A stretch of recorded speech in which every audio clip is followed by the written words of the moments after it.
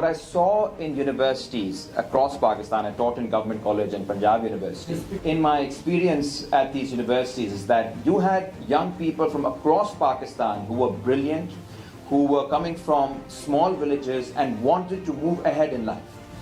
And yet they faced obstacles at every moment. Every time they wanted to move forward, whether in education, whether in extracurricular activities, or even the simple act of questioning, it was discouraged by authorities. And the most powerful people on campus were not academics, were not students. It was the security apparatus of the campuses. So entering a university in Lahore is almost like entering a war zone. I realized that the cost of speaking up was in fact greater than I thought it was.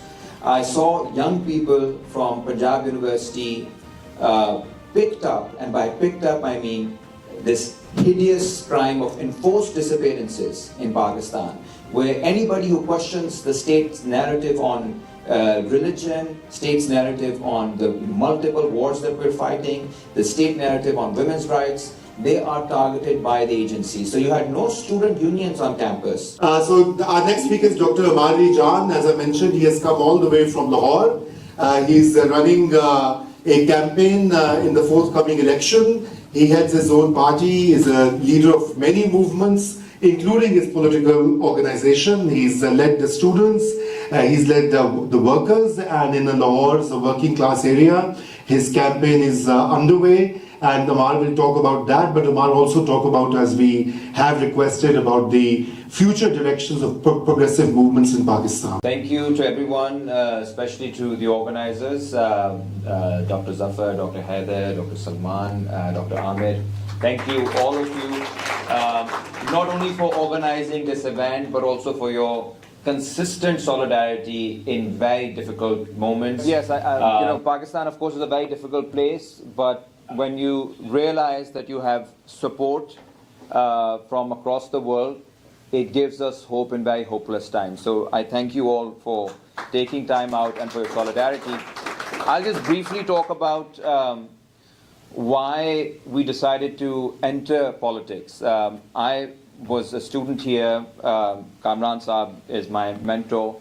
I came here to become a banker, and because of Kamran Saab, I eventually did my PhD in history, and now I'm unemployed in Lahore. So thank you so much, sir.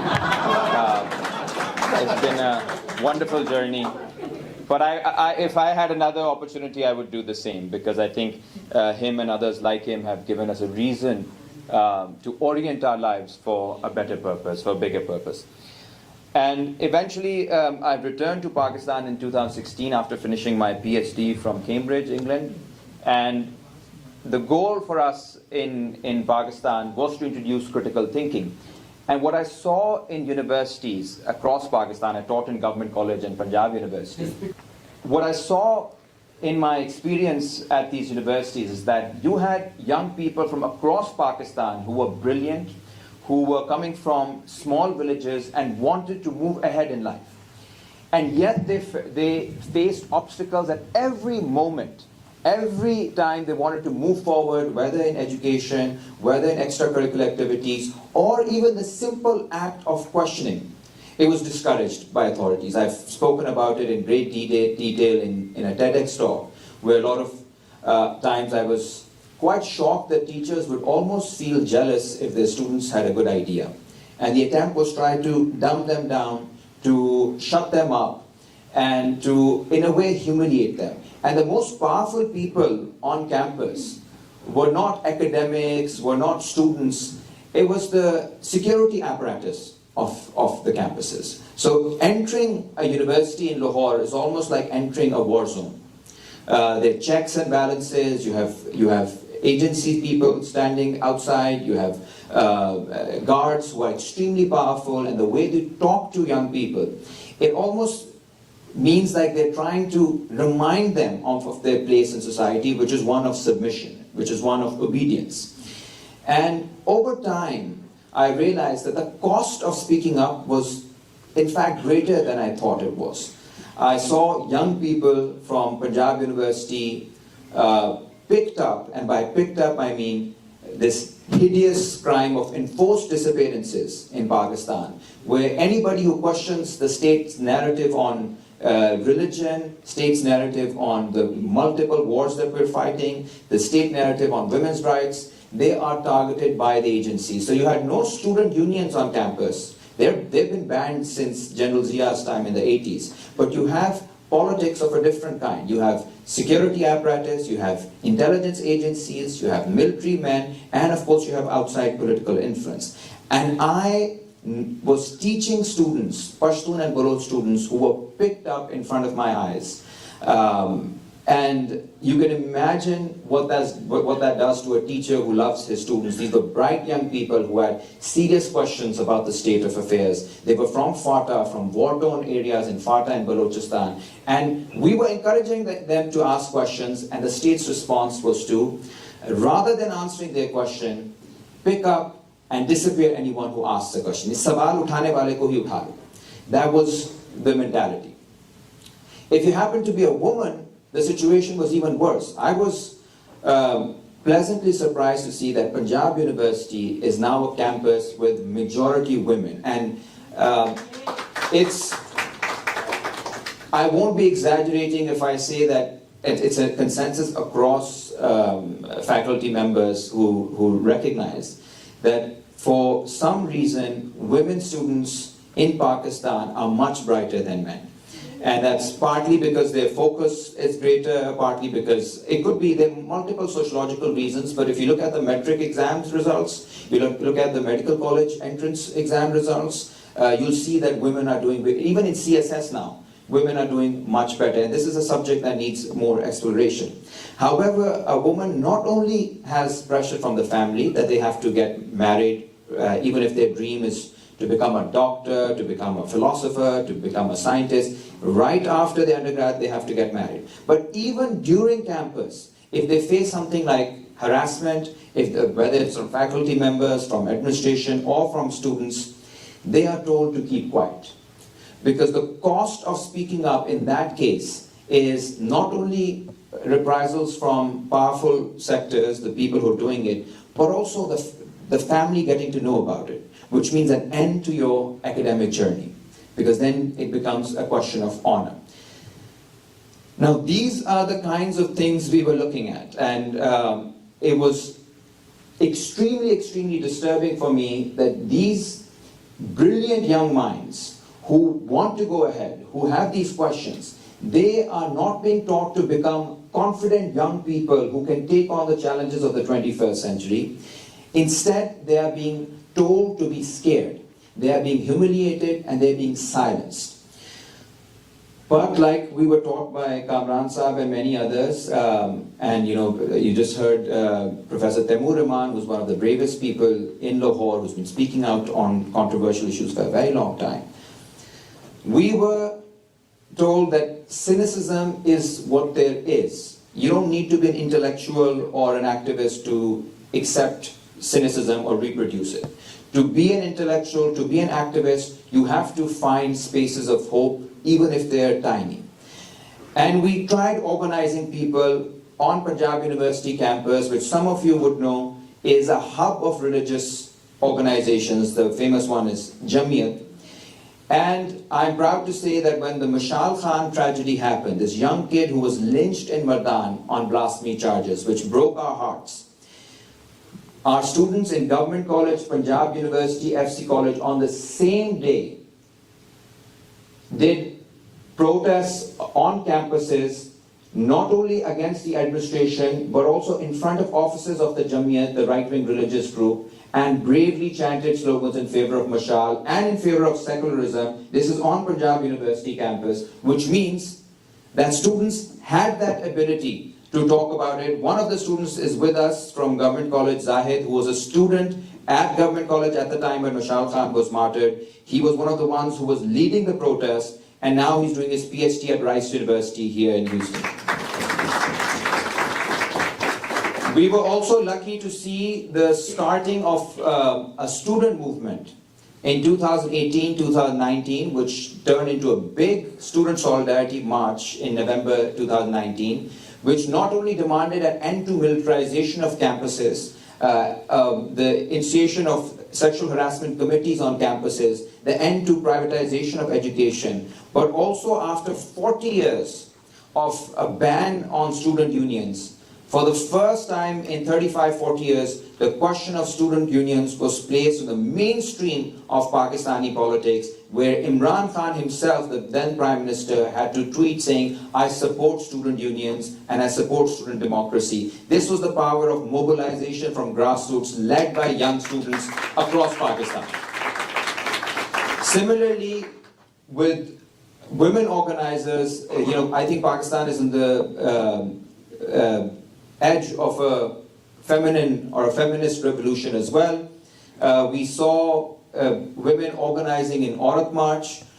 We saw women organizing, there's a Murat March where a lot of transgender women have organized across campuses. Then this photo is also from trade union, a trade union led by women. You can see it's being led by women. This is one of the Hukuk-e-Khalq Party's marches against Mehengai, against inflation, and it's increasingly women who are leading these movements, which is one of the strengths that we have. Unfortunately, we didn't have too many women speakers today from Pakistan, but I hope in our future events we can also invite many of these women who are at the front lines of the struggles for dignity and equality in Pakistan.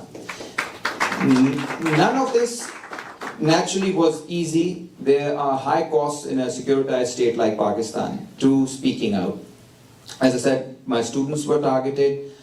I was fired from universities and a ban was placed on me from teaching, so I haven't been able to teach at a university for the last 3-4 years. And we were also slapped with sedition charges, which carries a life sentence. And these were very difficult periods. In a way, the difficulty continues. I was picked up from my home at 4 a.m. in a raid by the ISI, who, when they came to get me, they were very confused because they thought that I was an Afghan agent, because I was speaking out against the enforced disappearances of Pashtuns from Lahore. And then they saw my wife, and they were confused. They thought maybe I'm a CIA agent. So there's that kind of confusion that happened, and this is actually, it's a funny story that I've written about somewhere else, but the key thing for now is that after the interrogation, however it was, at the end, the ISI agent who was interrogating me said, "Sir, I've understood your problem. You love this country too much. And if you think this country is bad, boy, do I have some news for you. It's much worse than what you think. Save your life, leave this country. You have opportunities, there's nothing here." And I was responding saying, no, we are citizens, it's our responsibility. There have been societies in a much worse condition than ours, and we can fight back. So the traitor was saying, no, we have hope, and the Muhibbe-Watan, the patriot, who was supposed to instill patriotism in me, was saying, no, it's hopeless, you need to leave. So that's the kind of situation we were in. And in all of this, I've realized that despite the difficulties that we've faced, we've built a community in Pakistan. And I feel that the fact that we have young people on our side, we've worked in working class communities who are on our side, we've built 2 Khalq clinics with the support of the Pakistan Progressive Forum in working class neighborhoods. We have built an educational institute called Chirag Ghar, which is not only teaching technical skills to young people, but it's also imparting knowledge about the constitution and about civil rights. I feel Pakistan should not be given up on. Young people want a future. Young people want an alternative. Young people are scared to enter politics because they think there's not much hope. But the little bit of work that we've done over the past 6-7 years, we've seen that once people come together, once you generate a bit of hope, it can go viral. It can infect people, and once young people really feel that there's a future, that there is something, an alternative can be produced, an alternative can be achieved, they're willing to put their necks on the line. We therefore decided this time that the working class area where we're working, we're going to bring women together, we're going to bring our students together, we're going to bring the civil society together, and with your support, we're going to run for an MPA seat in Lahore, and we're going to create history by beating the ruling parties from Lahore this time, by a grassroots-led campaign powered by the working class, powered by the professional classes, powered by the middle classes, because at this point, there's a feeling that elections are going to become meaningless because there are these farishtas who are manufacturing the results. But eventually, once the people are organized, once the people recognize their true power, many such pharaohs have been defeated in the past. And I think empires have been defeated when people get together, when people are united, and when people have a purpose. We are running this campaign based on a few key issues. One, clean water. About 70% of our constituency does not have clean water. So I was listening to Parvez Agwan's brilliant talk, and I really think this is the kind of not only local but global leadership that we need in the world today. And the issues that we're facing are similar but also very, very different, because we don't even have clean water, we don't have gas, we don't have people who can afford bijli, who can afford electricity, and we have not had a single new public school made in our constituency in 40 years. We're going to fight on these issues as the main issues, as well as fight on issues of greater resources to be given to health, to education, for climate justice, and most importantly, we are committed to pushing the military out of Pakistan's politics, and that's something we will fight for. We fought for it on campuses, we fought for it on the media, we fought for it on the streets, and inshallah, we will fight it in Punjab Assembly. Thank you. Thank you. Thank you so much.